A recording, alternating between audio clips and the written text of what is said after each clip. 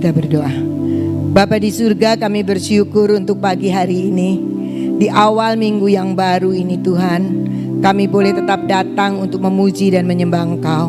Dan kami tahu kehadiran-Mu itu sangat kami butuhkan untuk Engkau menyentuh dan menjamah kami, supaya hidup kami terus menerus Tuhan ada di dalam pimpinan-Mu.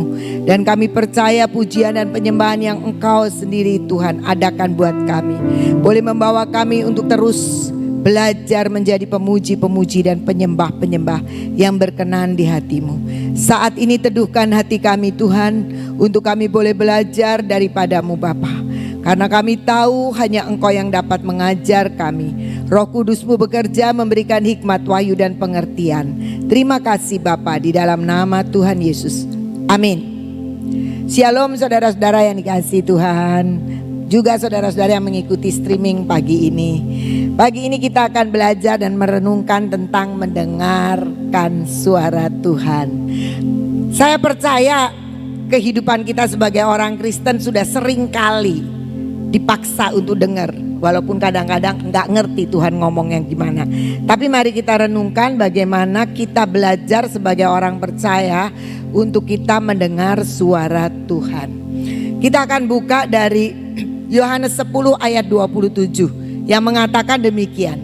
Domba-dombaku mendengarkan suaraku dan aku mengenal mereka dan mereka mengikut aku. Dikatakan domba-dombaku mendengarkan suaraku. Syarat pertama untuk kita dengar suara Tuhan, kita harus jadi dombanya Tuhan juga. Terlebih dahulu kita jadi domba. Memang domba ada yang nakal juga ya. Jadi nggak mau dengar karena jauh. Tapi di sini Tuhan bilang, kalau kamu mau dengar suaraku, aku adalah gembala dan kau jadi domba. Nah, saya mengatakan ini ada satu peristiwa yang sebenarnya mengingatkan saya peristiwa sekian puluh tahun yang lalu. Nah, kalau kita lihat ya, gimana kita bisa mendengar suara Tuhan? Lanjut, kita akan lihat yang pertama. Yang pertama itu mengatakan demikian di dalam 1 Korintus 5 ayat 17. Tetapi siapa yang mengikat dirinya pada Tuhan menjadi satu roh dengan Dia. Nah, ini peristiwa yang saya mau katakan. Ada sebuah pengikatan diri kita dengan Tuhan. Yang pertama untuk kita dengar suara Tuhan. Satu peristiwa mungkin sudah terjadi 15 tahun yang lalu barangkali ya. Saya punya seorang sahabat dari keluarga kami. Dia sahabat suami saya, otomatis sahabat saya juga. Pada waktu itu dia itu tinggal di Cirebon karena punya pekerjaan di sini. Nah kemudian dia hampir tiap hari dia itu mampir ke rumah saya dan dia ngobrol. Ketika suami saya kerja ya dia ngobrol lah sama saya gitu. Nah sehingga kita itu punya ikatan persahabatan yang erat dengan dia. Nah kemudian kita sering pergi berenang sama. Kalau suami saya udah selesai pekerjaan, kita pergi berenang sore-sore nih jam 6, setengah 6 gitu kita berangkat. Nah, jadi persahabatan kita tuh persahabatan yang sangat dekat. Sampai suatu ketika dia kembali ke Jakarta. Kenapa? Karena pekerjaan di sini udah selesai. Dan itu sebenarnya saya cukup lama bersahabat sama dia. Ada 4-5 tahun lah. Jadi sudah dekat. Tapi ketika dia sudah di Jakarta, kami itu sudah lama enggak ketemu. Enggak ketemu sama sekali. Dan satu hari saya ditawarin sama adik saya. Ci, ada retret bisnis katanya. Bagus loh kata dia gitu. Ini adik saya di Jakarta. Saya bicara sama suami saya, udah berangkat sendiri aja. Dia gak bisa tinggalin kerjaan. Jadi saya ikut retret bisnis itu. Di Lembang. Saya berangkat sendiri sama driver aja ke sana. Saya nggak kenal siapapun, tapi saya sekamar dengan 3 orang ibu. Jadi kami berempat, sama-sama kita nggak saling kenal, kenalnya di situ. Jadi kemudian retret itu mungkin sekitar 3 hari 2 malam ya, saya agak lupa karena itu udah lama. Itu peristiwa yang sudah 15 tahun yang lalu kira-kira. Nah pada kita kalau makan breakfast ya makan lah. Tapi memang saya tidak menemukan sahabat kan, artinya baru kenal saja gitu. Satu ketika di hari terakhir kami itu diberikan sesi tanya jawab. Dan pada waktu itu saya duduk kira-kira di baris kedua atau ketiga, saya lupa. Saya angkat tangan dan saya mau nanya. Nah waktu saya nanya, selesai saya nanya, tiba-tiba ada kertas kecil gitu ya, yang di kual-kual kecil gitu ya. Dia ada yang lempar dari belakang. Saya noleh, siapa sih yang lempar? Saya nggak punya kenalan yang deket lah di retret itu. Saya cuma noleh aja. Kecuali yang deket-deket justru ibu-ibu yang satu kamar itu. Tapi saya balik lagi karena saya tidak menemukan siapa yang lempar. Dan saya tidak merasa ada yang kenal, mungkin itu kebetulan. Tapi dia lempar lagi, saya toleh lagi. Dia lempar lagi, ada 5-6 kali lah dia lempar-lempar itu. Saya bilang ini orang yang usil siapa sih? Tapi saya tidak terpikir sama sekali, saya hanya mikirnya dia salah aja, mungkin mau lempar seorang salah. Karena saya toleh, saya tidak melihat ada yang kenal. Sampai itu selesai sesi, tiba-tiba karena saya pas duduknya di penghujung pinggir gang begitu ya. Tiba-tiba ada sosok bapak yang berdiri, dia tepok saya sampai bilang, "In, kamu tuh dari tadi dilemparin," katanya gitu. Saya liatin dia, saya juga gak kenalin dia. Cuma saya ingat suaranya. Dia bilang begini, dan ternyata saya bilang begini, "Lah kok kamu ya? Bukannya tadi yang kita makan di depan." Jadi saya waktu breakfast pun itu mejanya panjang breakfastnya. Jadi kita duduk di sini, di sana ada duduk lagi. Dia itu tepat di depan saya. Dia nggak kenal saya nggak kenal dia. Karena kita tidak bersuara. Tapi pada waktu dia ngomong dan dia tepok saya, dia bilang gini, "Aku tahu kamu. Waktu kamu tanya tadi, lah ini suaranya Ina." Hebat ya, sudah sekitar 15 tahun kita gak ketemu. Tapi dia tetap kenali suara saya. Kenapa? Karena sudah pernah terjadi ikatan persahabatan. Siapa yang mengikat dirinya pada Tuhan menjadi satu roh, saling kenal. Dan itu yang membuat kita kenal Tuhan. Dan itu yang membuat kita dengar suara Tuhan. Kita tahu suara Tuhan. Kok bisa tahu pasti itu suara Tuhan? Karena ada ikatan. Sama seperti ini cuma persahabatan manusia aja bisa mengingat.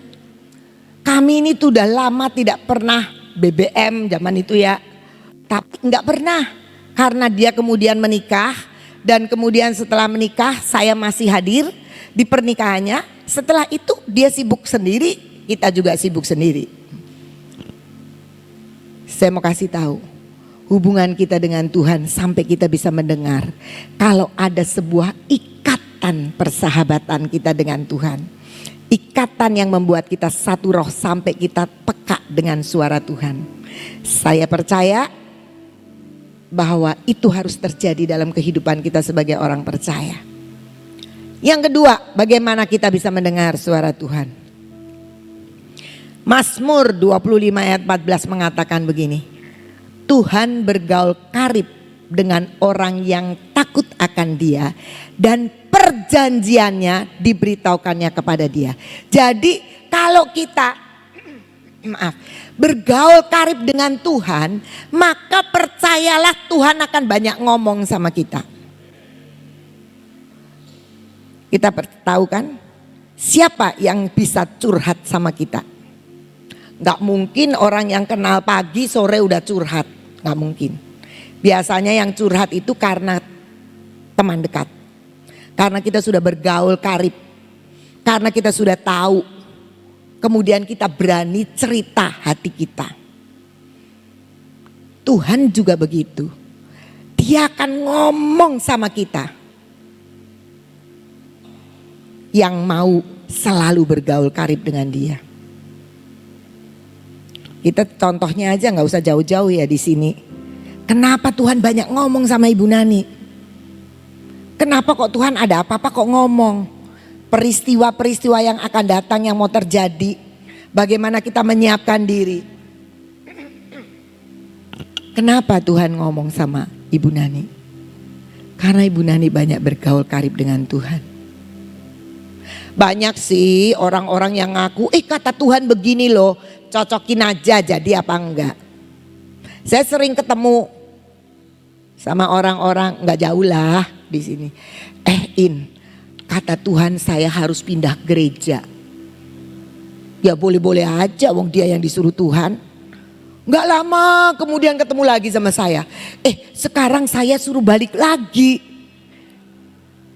Saya pikir Tuhan itu membingungkan banget ya. Sebentar ke sana, sebentar ke sini. Boleh, ya boleh-boleh aja. Itu kan urusannya dia. Tapi kadang-kadang yang menyangkut hidup kita. Saya sering ketemu orang bilang gini, kata Tuhan kamu harus begini-begini. Boleh nggak ngomong begitu? Sangat boleh. Tapi kita harus pribadi bergaul karib dengan Tuhan. Supaya Tuhan juga ngomong sama kita.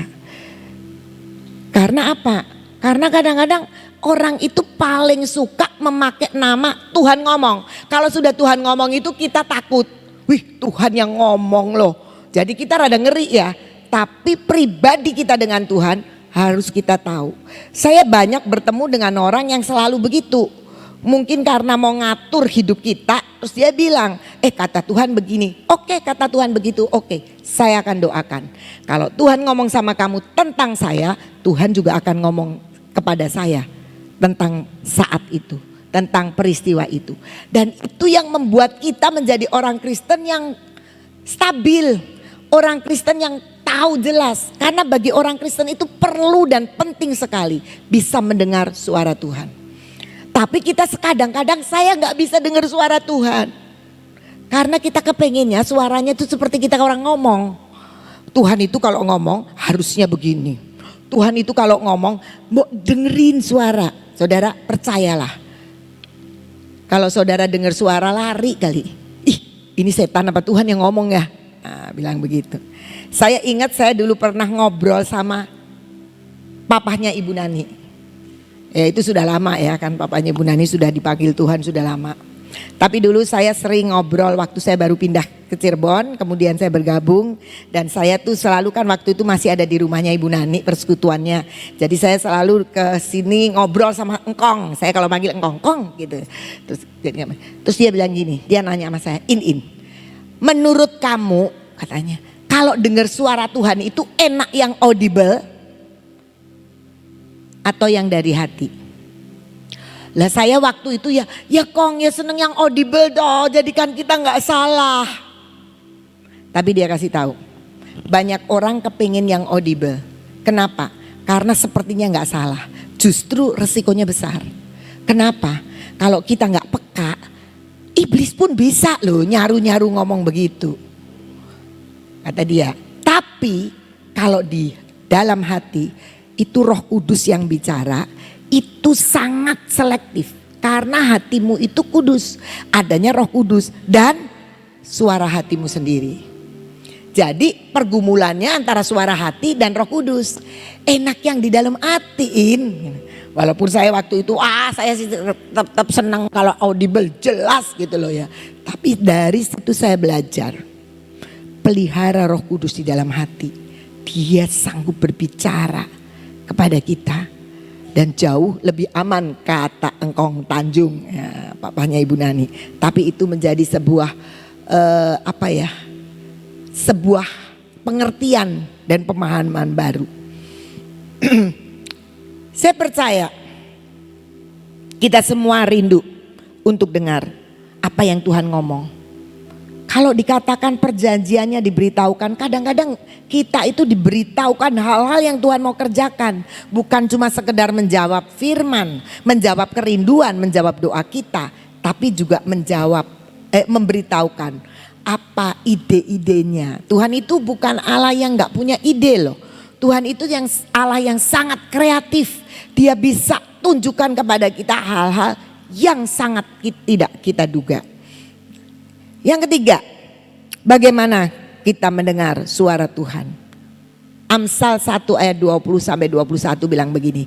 Hikmat, yaitu Tuhan, berseru nyaring di jalan-jalan, Di lapangan-lapangan ia memperdengarkan suaranya. Di atas tembok-tembok ia berseru-seru. Di depan pintu-pintu gerbang kota ia mengucapkan kata-katanya. Jangan berpikir ketika kita keluar dari Gracia, ketika kita keluar dari gereja, tiba-tiba Tuhan udah gak bisa ngomong lagi. Tuhan itu ngomongnya cuma kalau lagi di Gracia. Tuhan itu kalau ngomongnya kalau lagi kita doa. Tuhan itu ngomongnya cuma kalau kita ke taman Tuhan. Tuhan bicara berseru nyaring di jalan-jalan, di lapangan-lapangan dia memperdengarkan suaranya. Suami saya bilang begini, suami saya tuh orangnya kan sabar, semua kalau yang kenal pasti tahu, sangat berbeda dengan saya sabar. Saya tuh nggak sabar, kalau dia setir mobil saya di sampingnya, ayo sih cepet gitu. Kalau kami pergi bawa mobil sendiri-sendiri, dia bilang gini, kamu tuh ngilang aja mobilnya. Dia bilang, bikin saya konsentrasi mau ngejar, katanya gitu. Kalau kita lagi pas pergi, berangkat berbeda, pulang bersama. Nah, dia suka memberitahukan, mengingat saya tentang lampu traffic light. Saya mau nanya di sini yang pada suka bawa mobil, kalau lampu kuning tandanya apa? Mobilnya digas apa direm? Nah, kalau pengetahuan ngerti direm, faktanya direm apa digas? Saya ngaku saya digas sama saya, mumpung belum merah. Sebenarnya kata suami saya itu Tuhan sedang berbicara. Tuhan itu bicara dengan banyak cara. Kepatuhan kita terhadap lalu lintas itu juga sebenarnya ketika Tuhan berbicara untuk kita hidup tertib. Kami di rumah dengan karyawan pembantu-pembantu itu semua yang boleh naik motor, kami punya motor untuk karyawan untuk pembantu ya. Yang boleh naik motor hanya yang sudah punya SIM 17 tahun. Jadi pembantu saya begitu 17 tahun walaupun KTP dia KTP daerah, saya suruh pulang untuk ngurus SIM. Gitu. Jadi baru boleh naik motor. Satu hari saya press and worship, waktu itu masih ada di bawah. Saya lagi press and worship, tiba-tiba ada satu ibu deketi saya. Itu kamu ditunggu pembantu kamu di depan. Hah? Pembantu saya datang. Iya, berdua katanya di depan. Kenapa? Katanya habis tabrakan.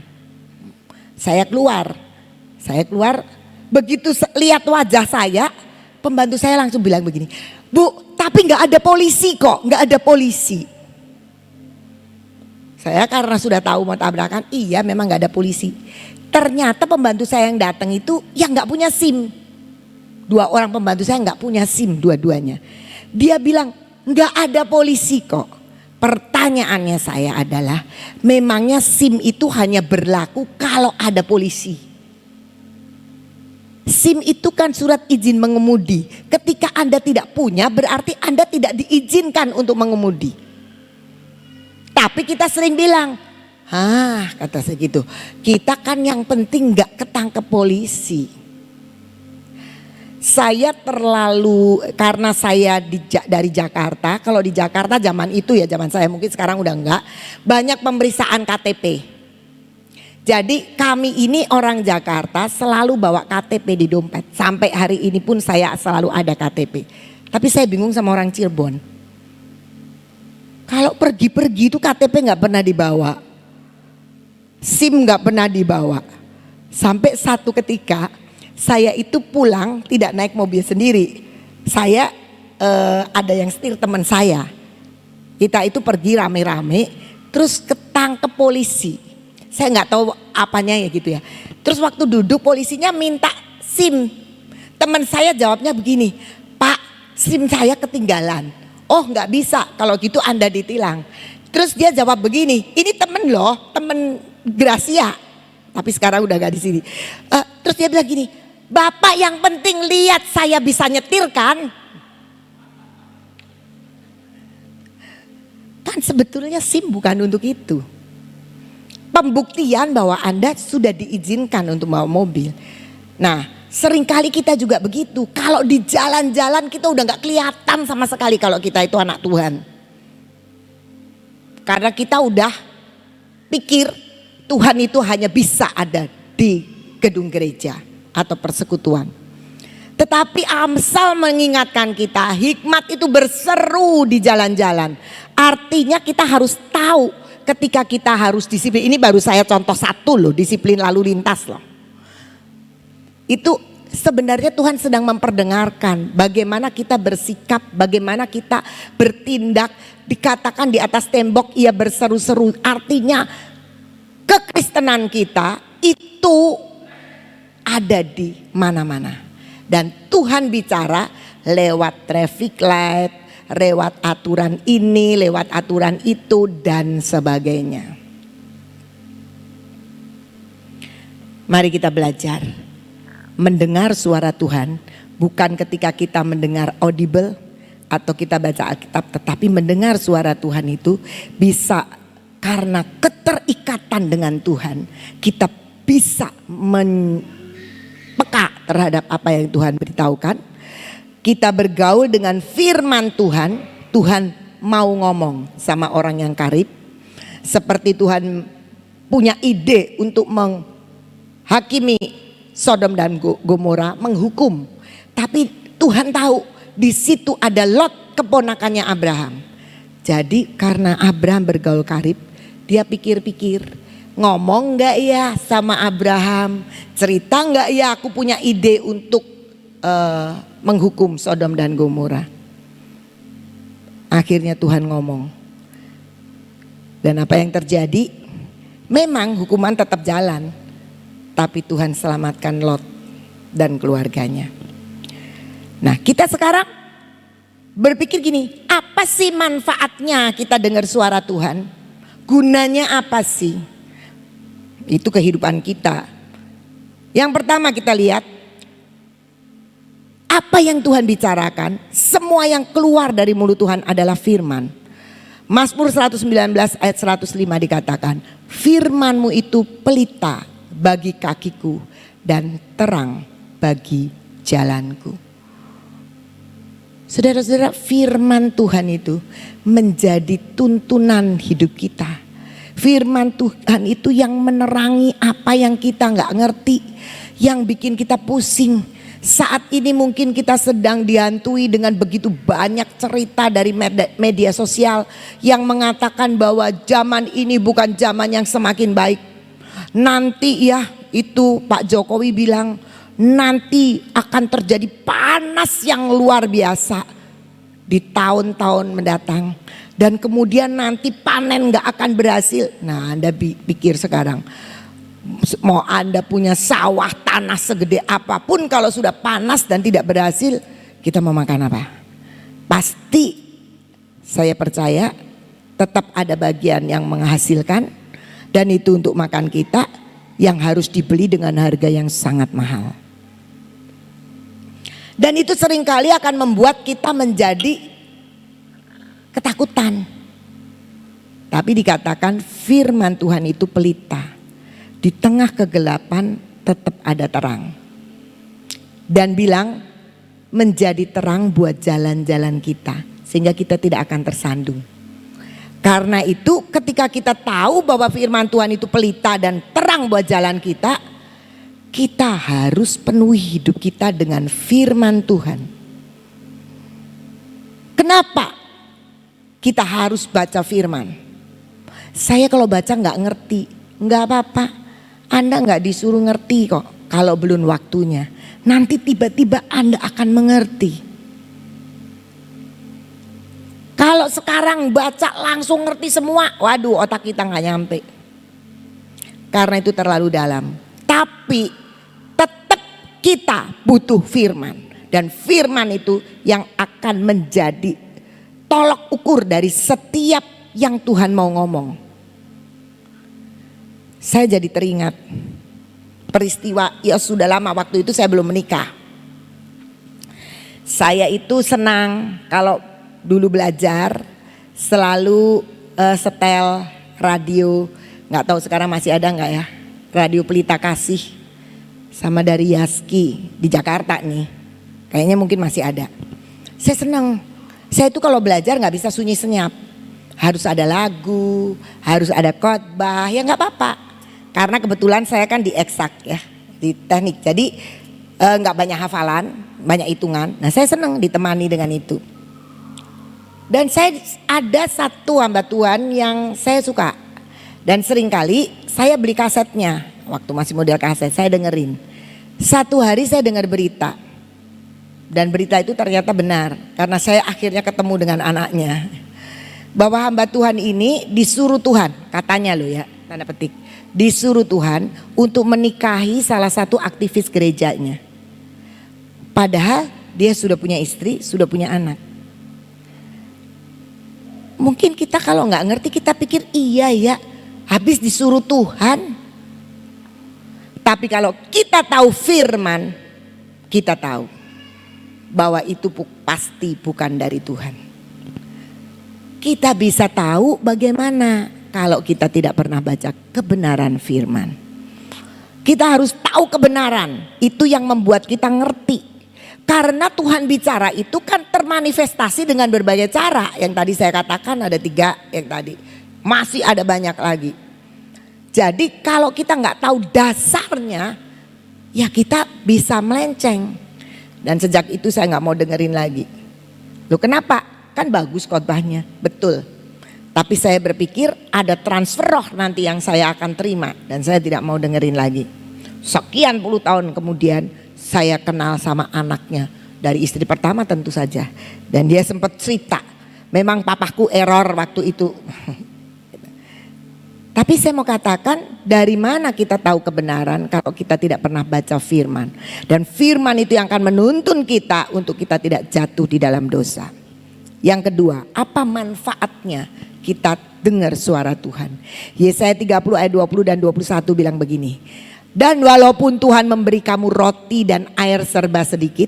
Nah sekarang ini hidup kita lagi masih pas-pasan. Namun pengajarmu tidak akan menyembunyikan diri lagi. Tetapi matamu akan terus melihat dia. Ayat 21.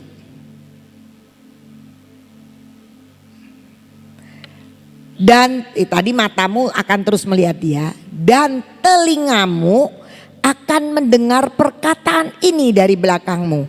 Inilah jalan, berjalanlah mengikutinya, entah kamu mengiri atau menganan.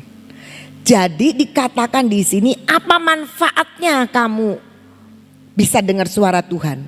Karena walaupun kita dalam kesesakan, dikatakan walaupun Tuhan memberi kamu roti dan air serba sedikit, bangsa Israel di tanah keluar dari Mesir di padang gurun, tapi Tuhan itu pengajarmu, dia tidak menyembunyikan diri.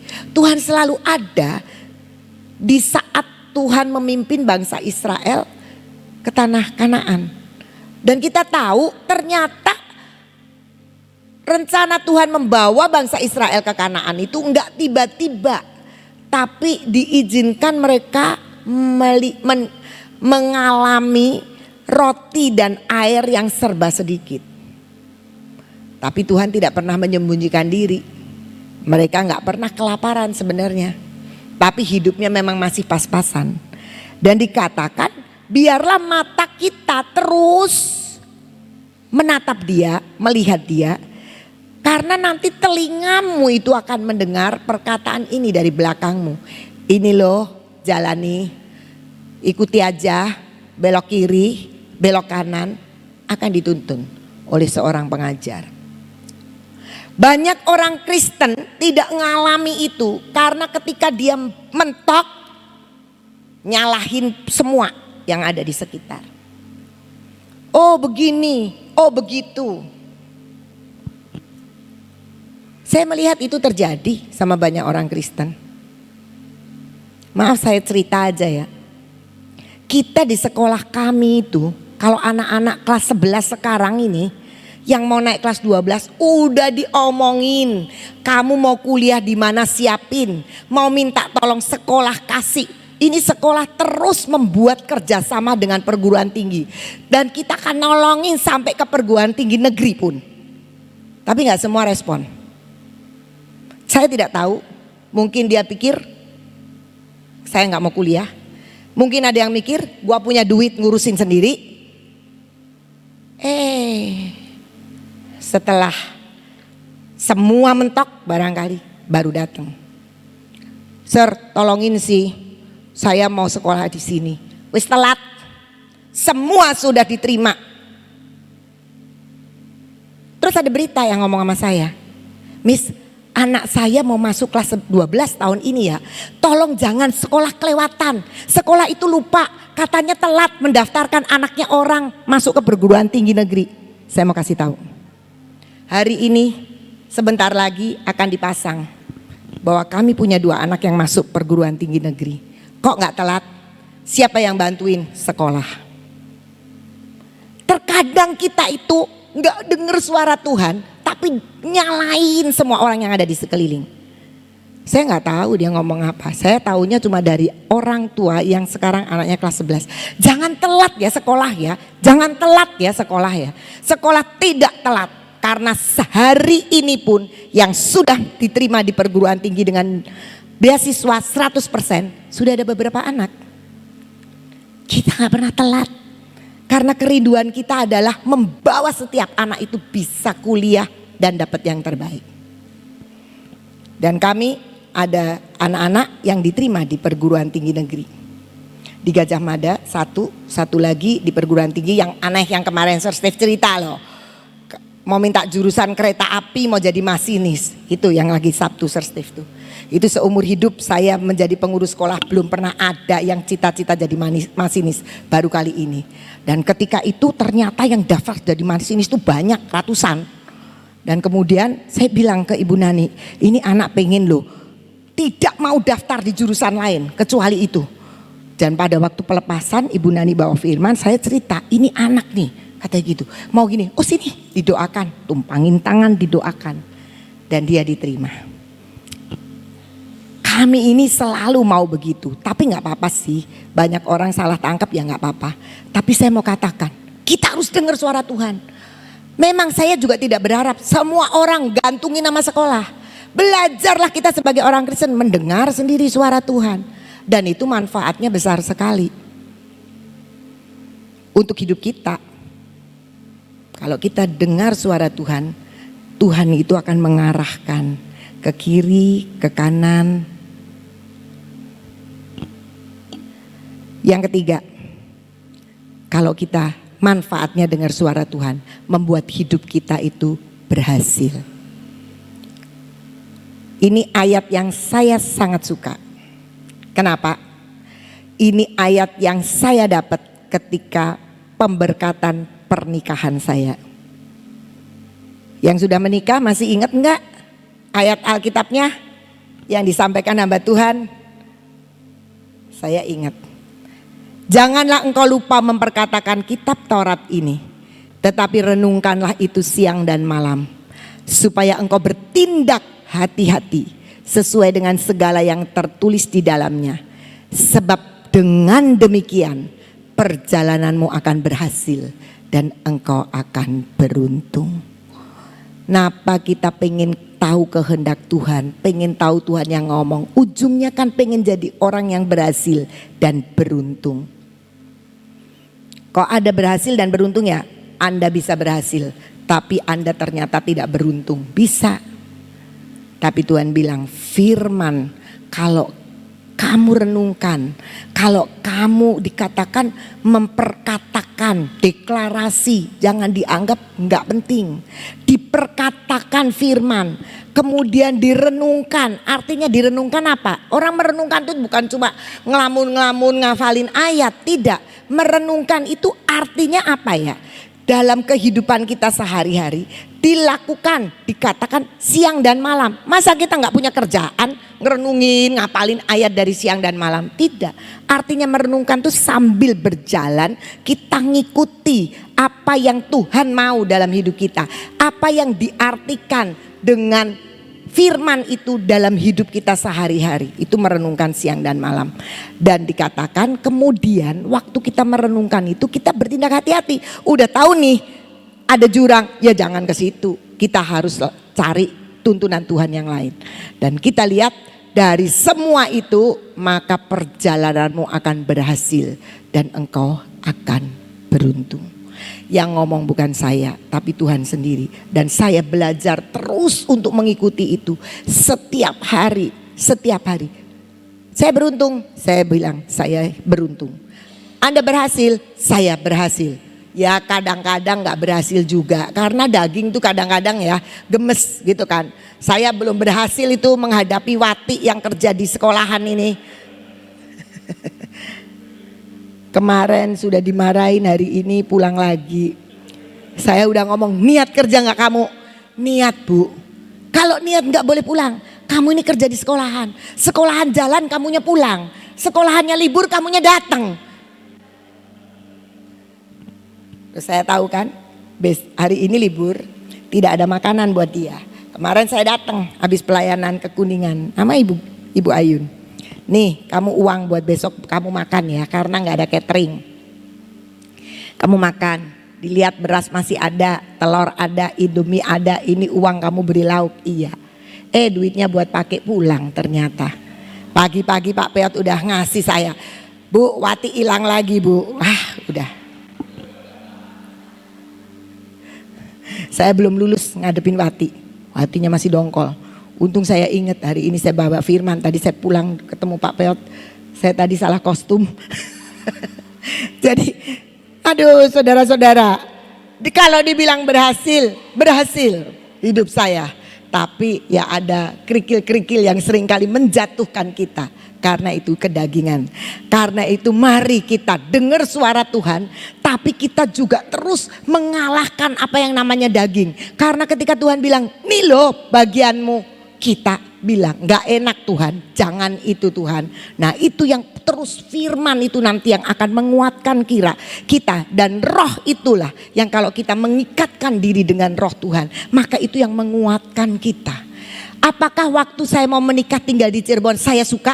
Tidak suka saudara. Saya punya pekerjaan di sana. Tapi kemudian saya berdoa. Dan Tuhan bilang kudu pindah. Aduh saya bilang pindah di Cirebon itu bagaimana sih caranya, saya nanti ngapain. Ngapain saya ditinggal di Cirebon. Gak ada kantor-kantor yang gede. Gak ada yang saya bisa lakukan. Saudara-saudara, satu hari teman saya datang kuliah di sana, teman saya datang. Dia menengok teman di persekutuan di kampus. Dia nengok saya. Dia pikir saya sekarang sedang kering rohani. Saya sekarang lagi karena saya pindah itu karena Tuhan benar-benar nyuruh saya untuk ke Cirebon. Waktu dia ketemu saya dan suami saya, kami kan sama-sama di pelayanan di kampus waktu itu. Dia bilang begini, kayaknya kamu ini hebat sekali. Saya yang harus kejar. Karena mereka terus bikin persekutuan sesama teman-teman kampus. Janji jam 8, jam 9 aja belum ngumpul. Kenapa? Karena jarak terlalu jauh. Di situ saya lihat. Saya beruntung saya tinggal di kota Sion. Bisa ketemu dengan Anda-Anda. Bisa hidup dalam pertumbuhan rohani yang luar biasa. Berhasil nggak? Berhasil. Kenapa? Saya nggak bilang yang nggak pindah-pindah ke Sion itu jadi nggak berhasil. Enggak, masing-masing pribadi. Tapi ketika saya merenungkan dan saya tahu apa yang Tuhan mau, maka hidup tuntunannya nggak mungkin turun, selalu bawa naik. Alkitab bilang kamu akan dibawa naik dan tidak pernah turun. Kamu jadi kepala dan bukan ekor. Itu pasti digenapi ketika kita mau taat mendengar firman Tuhan, mendengar tuntunan Tuhan. Ayo belajar sama-sama. Saya juga masih belajar, bukan berarti saya full 100% berhasil. Enggak. Terkadang juga saya gagal, terkadang juga saya mentok. Tetapi saya percaya firman Tuhan akan mengangkat kita ketika hati kita terus memandang kepada Dia. Dan dikatakan nanti pengajarmu tidak akan menyembunyikan diri. Dia pasti akan tuntun, ini loh ke kiri, ini loh ke kanan. Sehingga membuat kita mengerti dan mendapatkan jalan keluar. Mari kita berdoa. Bapa kami bersyukur, kami percaya Engkau mengingatkan kami bagaimana kami sebagai orang-orang percaya belajar untuk mendengar suara-Mu, belajar untuk menangkap tuntunan-Mu, belajar untuk mengerjakan apa yang Engkau mau dengan bertindak hati-hati. Karena kami tahu firman-Mu itulah pelita buat kaki kami, terang buat jalan kami. Dan kami percaya kami tidak bisa hidup dengan tanpa firman-Mu, tapi kami hanya bisa hidup berhasil dan beruntung dengan firman Tuhan yang menuntun kami. Terima kasih Bapak, biarlah Engkau meteraikan semua ini dalam hati dan pikiran kami, untuk kami mengerti bahwa Engkau berbicara dengan berbagai hal, Engkau sanggup untuk membuat kami mengerti, dan Engkau sanggup untuk memimpin kami dengan hikmat-Mu. Terima kasih Bapak. Bapak, saat ini kami juga berdoa untuk bangsa dan tanah air kami. Kami tahu Tuhan sebentar lagi ada perpindahan kepemimpinan, tetapi kami tetap berdoa kendali yang tertinggi adalah Engkau.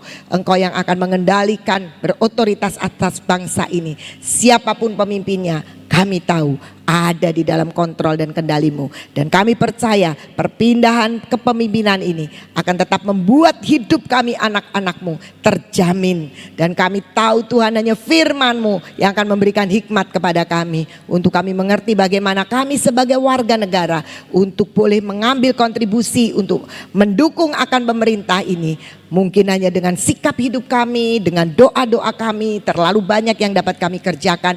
Bahkan kami bisa berbagi dan memberkati banyak orang lewat hidup kami, untuk bangsa ini boleh mengalami satu terobosan-terobosan besar sesuai dengan apa yang Engkau kehendaki. Terima kasih Tuhan, kami tetap berdoa buat pemerintahan Bapak Jokowi, berikan hikmat, berikan pimpinan, tuntunan untuk boleh menyelesaikan dengan sangat baik. Walaupun kami tahu seringkali ada gejolak-gejolak dari pihak-pihak yang tidak menyetujui dengan apapun yang menjadi keputusan pemerintah. Tapi kami percaya Tuhan, ada sesuatu yang Engkau kendalikan, ada sesuatu yang Engkau lepaskan, ada sesuatu yang Engkau mau terjadi atas bangsa ini. Terima kasih Bapak, kami mau tetap berdiri buat bangsa ini Tuhan, karena kami tahu bangsa Indonesia adalah bangsa yang Engkau kasihi, bangsa Indonesia adalah bangsa yang Engkau berkati, bangsa Indonesia ada di dalam mata-Mu, di pandangan-Mu Tuhan.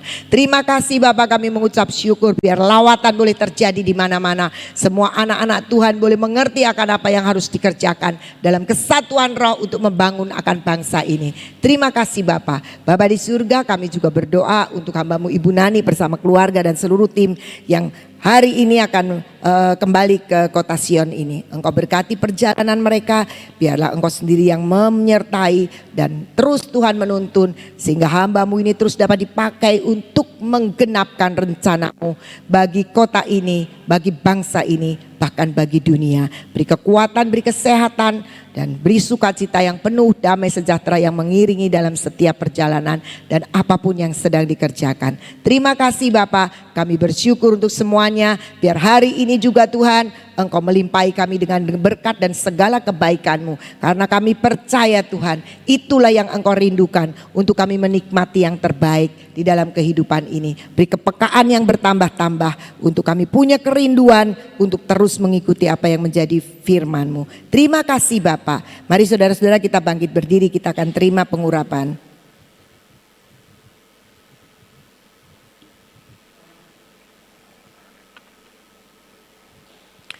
Bapak, kami mengucap syukur kami boleh terima minyak ikatan cinta ini Tuhan. Kami tahu inilah yang Kau rindukan, untuk kami dibelenggu dengan cinta-Mu. Karena cinta-Mu itu tidak mencelakakan kami, tapi justru cinta-Mu itu akan membuat kami menikmati yang terbaik. Kami percaya Tuhan, pikiran kami diikat oleh cinta-Mu. Kami tahu Tuhan, kami boleh mendengar akan suara-Mu yang penuh dengan cinta.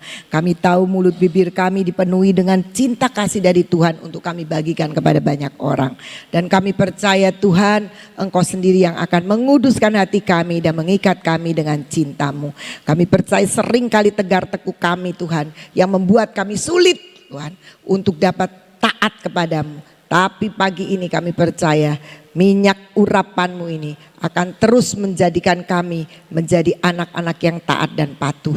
Dan pekerjaan kami hari ini Tuhan, apapun yang kami kerjakan, perjalanan kami, pekerjaan kami, apapun kegiatan kami Tuhan, Engkau memberkati dengan tangan-tangan yang terampil. Kami boleh mengerjakan tepat seperti yang Engkau mau, dan kaki kami berjalan di dalam jalan di mana Engkau menuntun kami, entah ke kiri atau ke kanan. Terima kasih Bapa, kami mengucap syukur dan kami percaya berkat yang terbaik dari Bapa di surga, kasih dari Tuhan Yesus Kristus, dan persekutuan dan Roh Kudus menyertai kami dari sekarang sampai selama-lamanya. Dalam nama Tuhan Yesus, mari sama-sama kita katakan amin. Tuhan Yesus memberkati.